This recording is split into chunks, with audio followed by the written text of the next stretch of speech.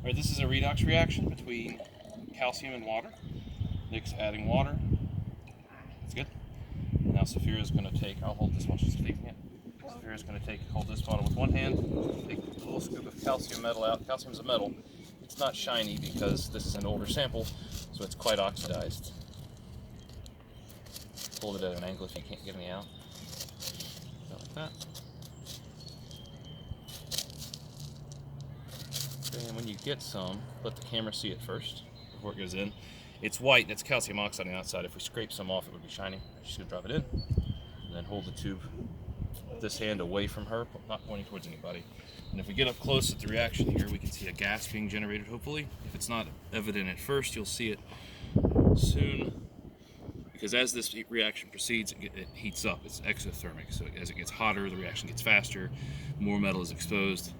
What's being produced here is calcium hydroxide, which is going to be a white solid, and then hydrogen gas is the gas that's coming off. So we'll just continue to watch this. Hopefully you can see it's getting faster. And I'm actually going to take it now and hold it myself. Keep your goggles on, kids. Okay. Continue to watch it.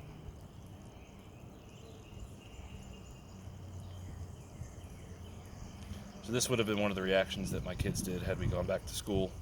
So hopefully maybe if they were juniors, they can come back next year and try it on some free time. Can't feel it getting hot yet, but it will.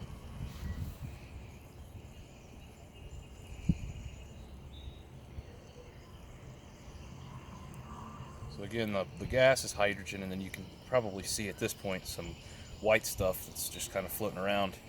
The white stuff, calcium hydroxide, doesn't actually dissolve in water very well, so it stays in the solid state.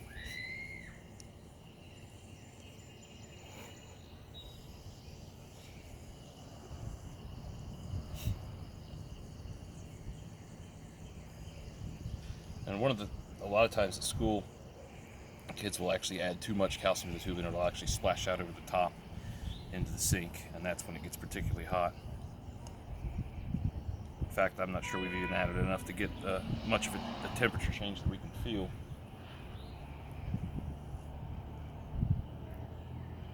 Okay, so if you're in my class, I'm going to at some point incorporate into a video just the actual equation for this reaction. So